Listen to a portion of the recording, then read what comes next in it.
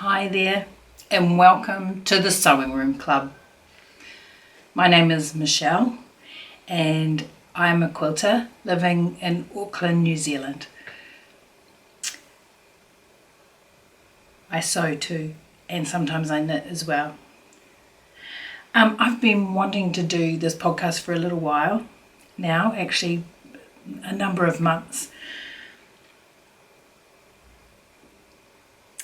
I've been knitting at the end of winter. I'm not the world's greatest knitter or the world's most experienced knitter, but while I have been knitting, I've been enjoying knitting podcasts on YouTube. Yep, they're called podcasts even though they're videos. And so that's what I'm calling this too, the Sewing Room Club podcast. And it's about the stuff that I do in my sewing room. And you can join the club if you want. I'll need to get badges though, right? Yep, okay. It's a bit humid in Auckland today. It's summer here, officially, started on the 1st of December. I know from a lot of the podcasts that I've been watching, it's cold in other parts of the world. So bear with me while I glow, because this is quite warm.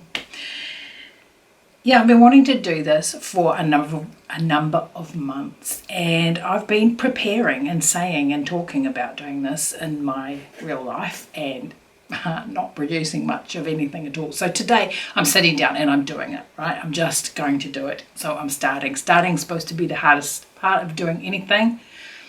I've started. I'm on my way. So these knitting podcasts really inspired me. I love the community. I love community of makers, and quilters are a fantastic community too. But what I see online with a lot of quilters is a lot of how-to videos, and they're great. I've learned so much from them. That's awesome. But what I loved about the knitting podcasts was the regular catch-up, talking about finished objects, finishing works in progress, about, sew-alongs, except they call them knit-alongs, of course.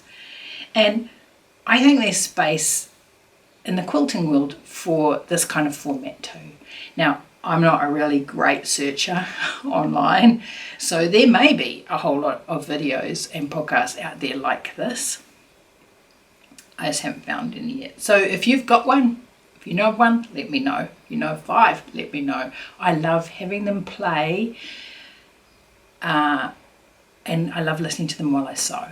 And so I hope that you like this format for when you sew too, or knit, or whatever it is that you do in your sewing room, or sewing corner, or wherever you do your craft.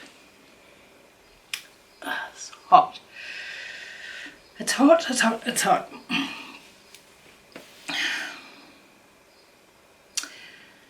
So while knitting podcasts start with what I'm wearing, I didn't make this, so I'm not sewing this, but let me tell you about this quilt here.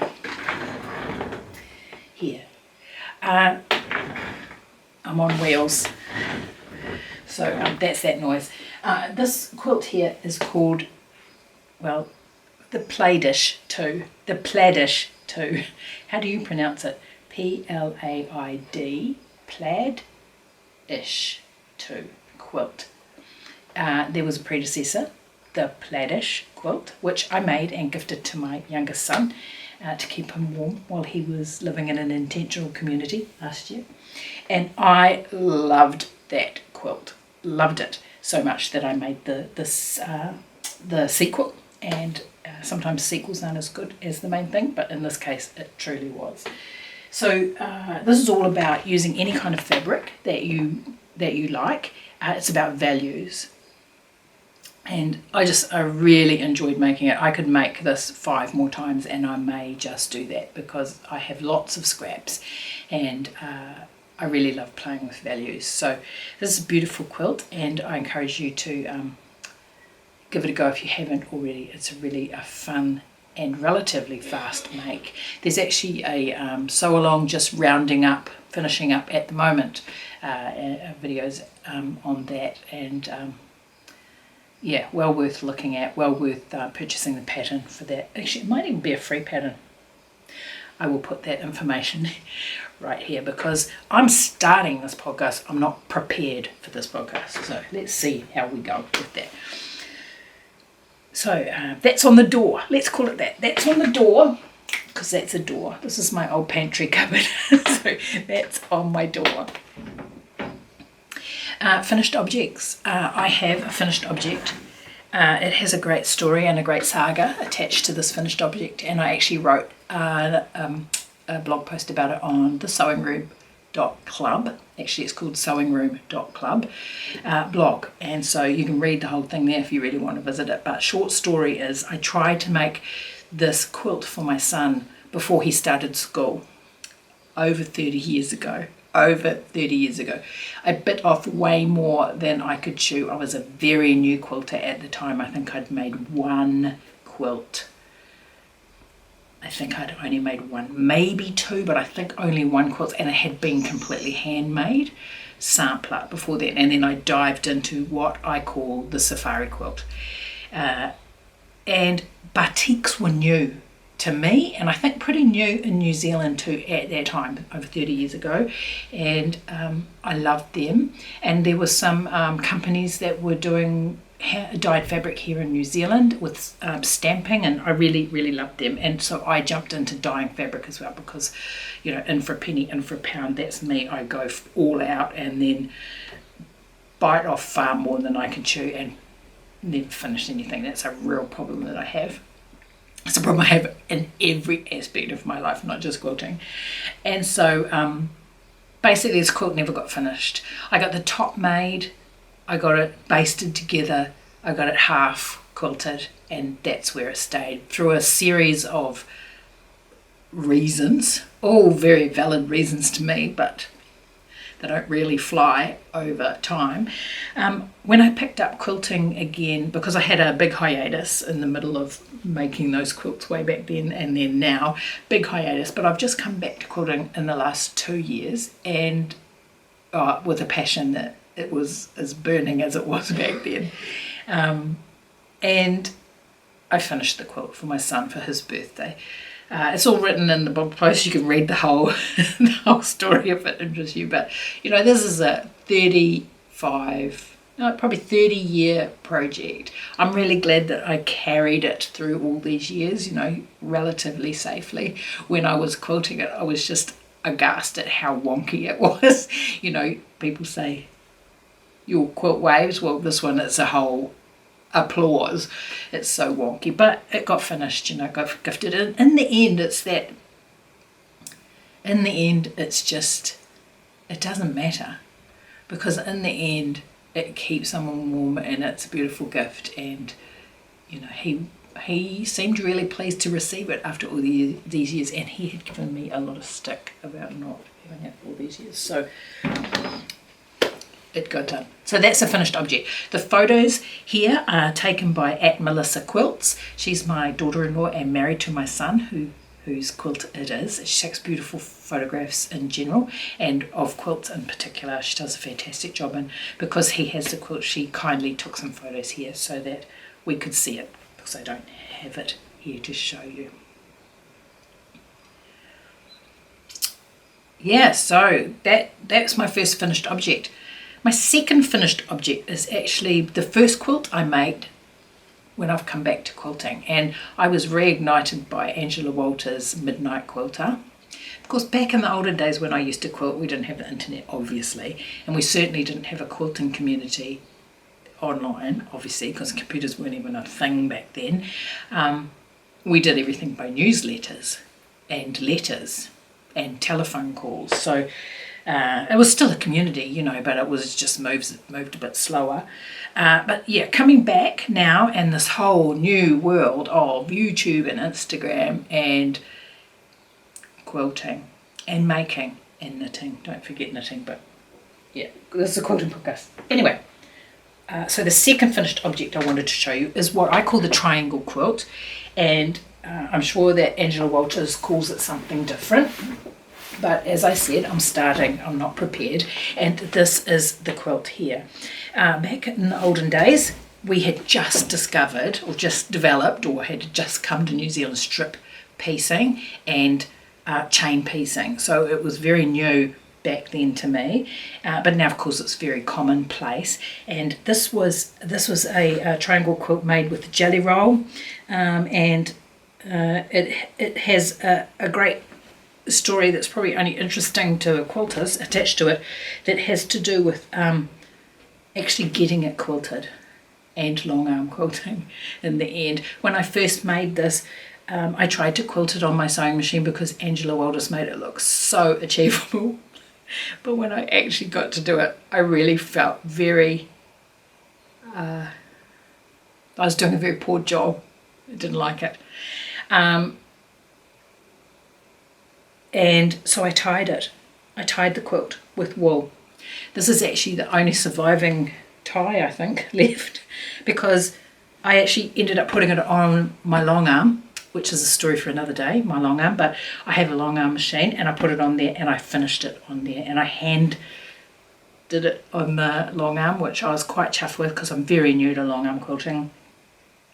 And so I cut, I've missed this one, but I cut all the little bobbles I had with my ties off.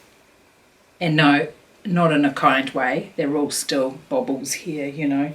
I know they say don't tell your mistakes, but come on, this was the first quilt. It's finished, you know. I ended up binding it, machine binding it, doing a really poor job. I won't be doing that again, that's not my skill set. But let me hold it up and you can see the quilt here. So not inserting photos, but here's the actual quilt. Now the real thing about this quilt, I'll tell you the fabric. The fabric was made from a jelly roll from Facet's parakeets, so it's really bright.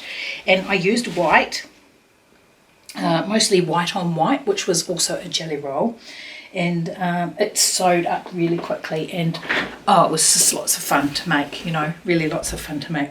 And when I'd finished the top, I wanted something really bright for the background, and I was a complete noob to this new world of quilting, and I went to the Ribbon Rose, which is my local quilt shop, fantastic local quilt shop, and asked them there, because I couldn't locate it myself, for something that was bright pink, maybe paisley, that sort of thing.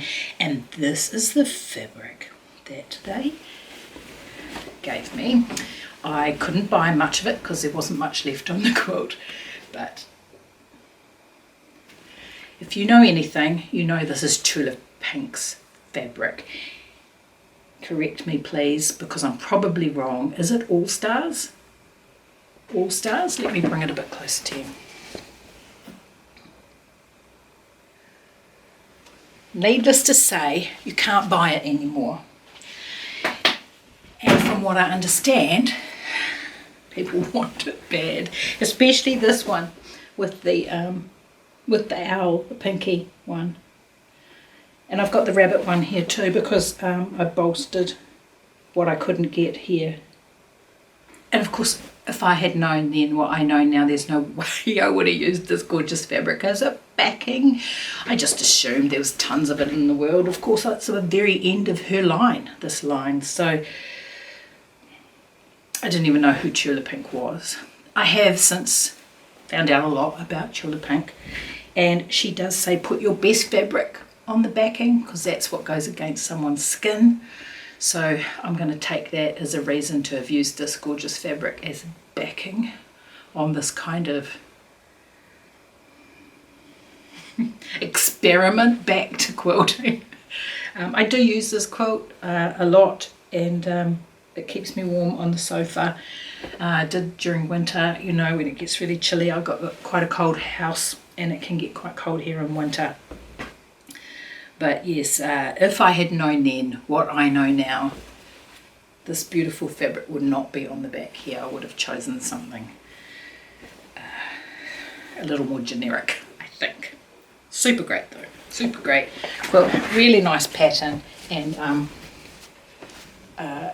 yes, I finished a quilt. As I mentioned, it's not something that happens every day for me, that's for sure. So those are my two finished objects. One of the points of this podcast is to finish objects so that I can tell you about them. I work really well to appointments. It's like I keep an appointment. That's not to say I'm going to tell you when I'm coming back, but for the next podcast. But if I know I have to tell you about something I have finished, I will need to finish something to tell you, right? So this is the plan. Because I've got a lot of works in progress that I have brought with me through time to now, and projects I have started in the last couple of years that I just haven't finished. You can see here on this board over here, I don't know if you can read it. I hope you can't read it because you'll see how many works in progress I have, and that's just actually the works in progress that I've decided to progress. I have a lot more than that I have decided to not finish, or to put into I put a whole lot in an orphan block that I'll show you another episode, just to get them sort of off my works in progress. But I've got a lot, and I'm a great starter. Who could tell it took so long to start this podcast? But I'm a great starter. I'm a great planner. But when the kind of shine comes off something, or actually if I've proved I can do it, I don't see there's much point to carrying on. So that's a hump that I need to get over, and you're going to help me with that too, okay? So I've got a couple of works in progress that I thought that I would share with you, and one of them is the Meadowland Quilt. Now the Meadowland Quilt was hot on Instagram. Was it last year, 2020? It's from then came June, or along came June. I shall put that correctly here for you. Wonderful pattern. This is the second time I've made it, and I could happily make it, but like the plaid quilts, I could happily make it several more times. It's an interesting make, a fast make, and you get really great secondary patterns with it. The first quilt I made, I gifted to my godmother for her 50th wedding anniversary. I was really proud and pleased to be able to do that. And it looked lovely. I did it in blues and yellows.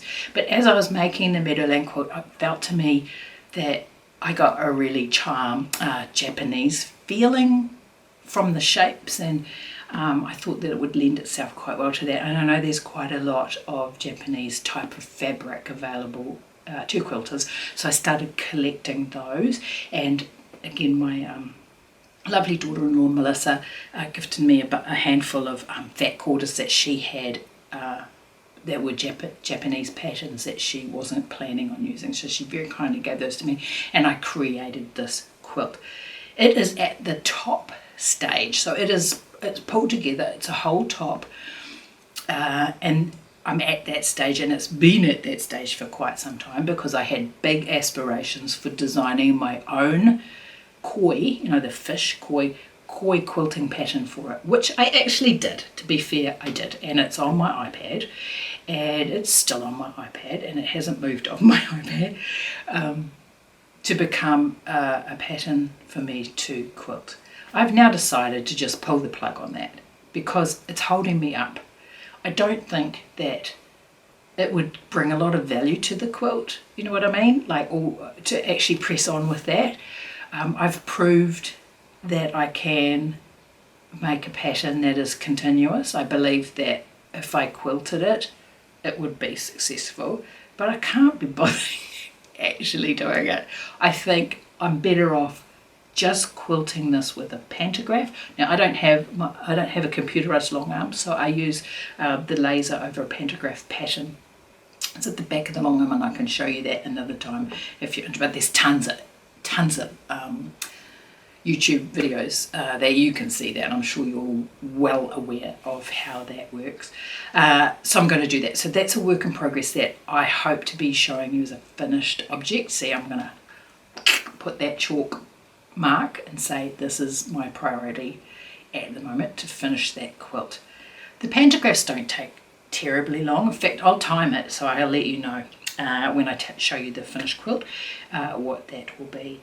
And so that will be maybe part of an on the frame section of my podcast. Yes, okay.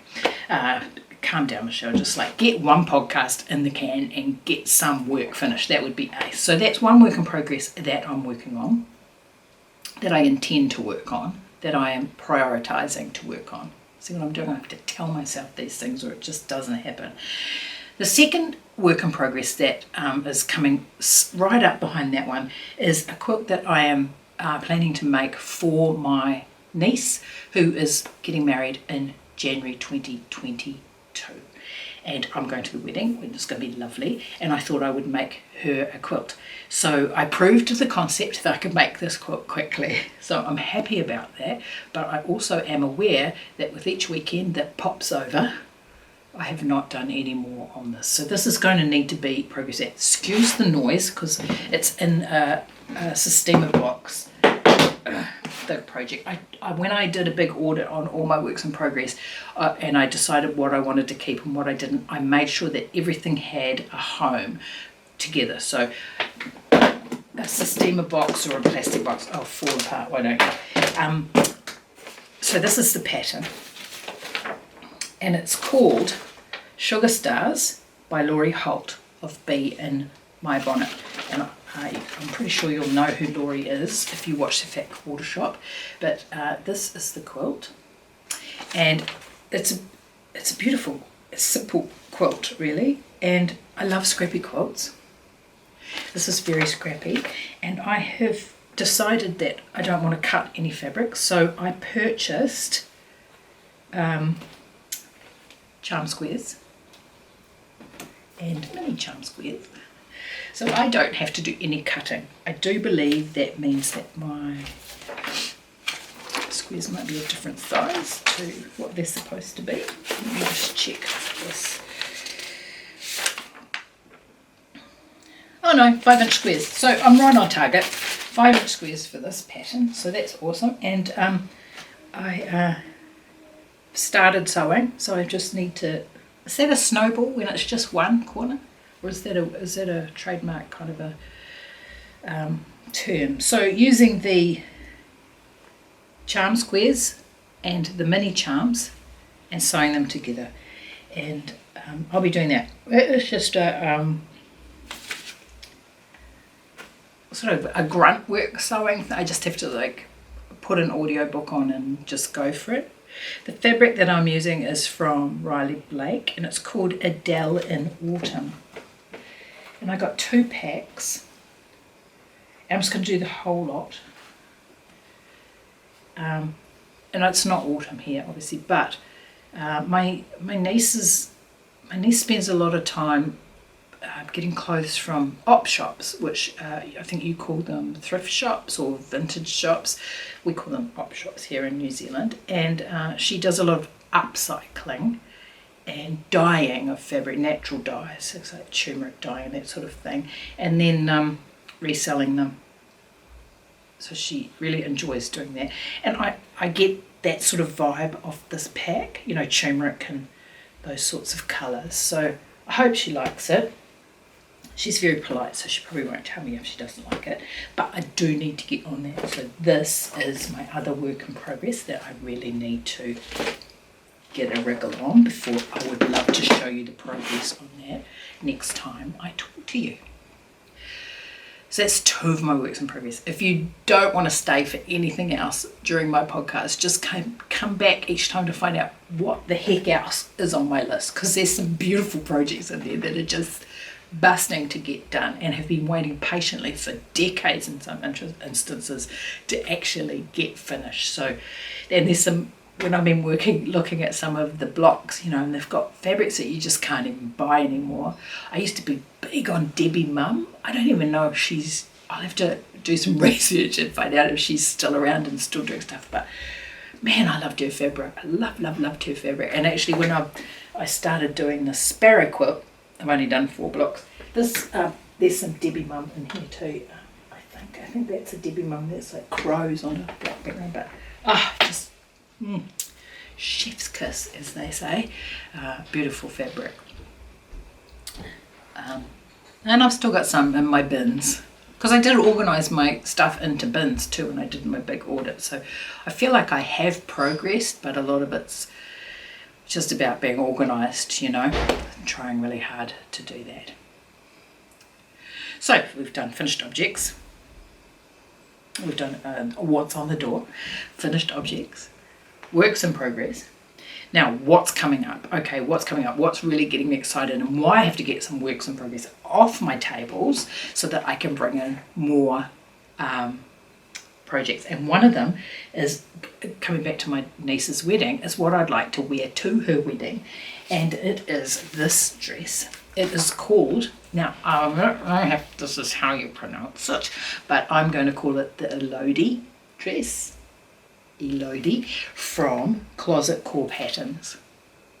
This is hot off the press. I just got it from the warehouse stationery who print booklets for you. So it's been printed for me, the instructions and the pattern. So I'm ready to go. I have bought the fabric. I'm actually going to do a test dress, and I want to do that next weekend. So that test dress, and it's a beautiful fabric, red with white spots, and it makes me feel very Christmassy. So I'm going to, if it all turns out okay, I'm going to wear it for Christmas Day, and then I'll feel really comfortable about the type of fabric that I need for this to wear to the wedding. So this is what's coming up. I'm not exactly a novice sewer, garment sewer, I guess, but I'm certainly not really good at it. So I would put myself in beginner intermediate, maybe. My grandmother was a seamstress, and I was going to say bless her heart, but that's not what I mean. Her patience, when I look back, her patience with me, outstanding. She taught me to knit, she taught me to crochet, she taught me what I know about sewing, and I didn't take up any of these things for any lengths of time.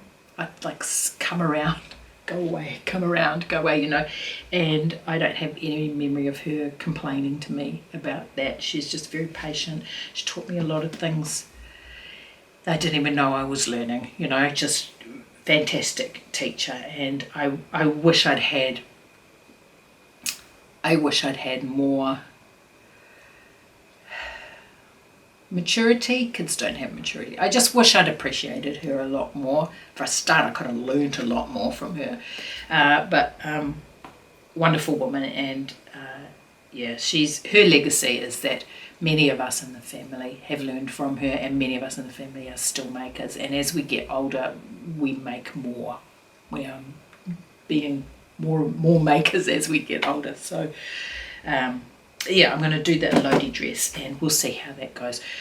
The fabric is a viscose, and it's very drapey, and might be a bit too drapey, because this is quite, in the image on the cover, it's quite a kind of a structured fabric, stiffened fabric, maybe a linen or cotton that's got a bit of oomph to it. But I really don't, the wedding is actually,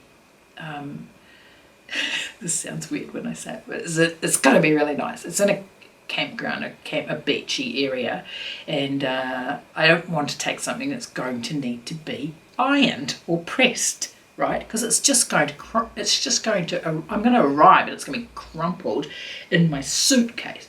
So I want something that isn't like that. But learning with the viscose, I think I'll get a real feel for what I want in the actual fabric that I will make it for the wedding. And I might learn that it's the wrong shape for me.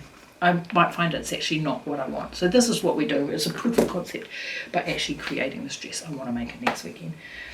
That's what's coming up there. Lots of people are talking about quilt-alongs and sew-alongs and knit-alongs for 2022. I haven't paid much attention to anything at all except one, and it was a bit of a mistake for me, and this is certainly no criticism whatsoever about the sew-along for Laurie Holt's. I have to check what it's called, just a minute. Laurie Holt, my happy place. I like Laurie Holt. I like her fabric. I like scrappy quilts, and she has lots of fabrics and colourways that I really appreciate, really like them. They are very difficult to get in New Zealand. It's not easy to get her entire range here, if at anything at all.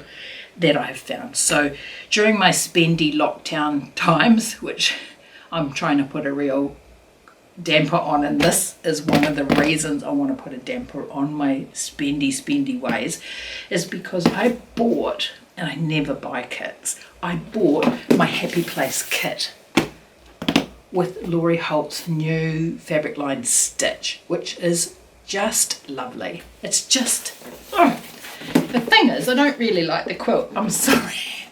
Like, I'm not going to make this quilt. This was a complete waste of time for me. The postage alone just about killed me. I don't know why. It was like late at night or something. Don't go on your phone late at night, Michelle. Anyway, this is the quilt. There's nothing wrong with this quilt. It's a sweet quilt. But I have no need for it. I have no wool for it. I quite like this block here. I don't like applique, and I'm not good at it. And I don't want to do it. And there's a lot of applique in here, and a lot of, even with Laurie's nice way that she does applique, I'm actually not that interested in it. So I won't be doing this, but look at this. Oh, the material. Fabric is just beautiful. So I want to find something else to do with this and not the sew along as planned that whatever late evening it was that I spent a great deal of my money getting posted to New Zealand, because this thing weighs a ton. Really beautifully presented, by the way, by the Fat Quarter Shot. Really, really good job. You know, and the instructions and the booklet and everything's really nice. Like professional, approachable, really great. Nothing wrong at all with the quilt, but I just like, it was a mistake of me to buy this. I really just wanted the fabric. I don't know why I didn't just buy, the Fat Quarter bundle or something like that. I don't know why I didn't do that.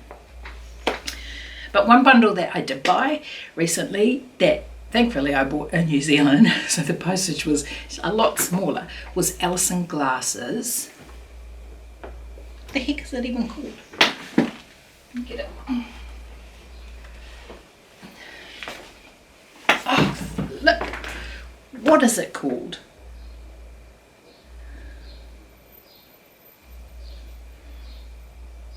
Why is my brain like this? I've forgotten the name of it. I will put it on screen.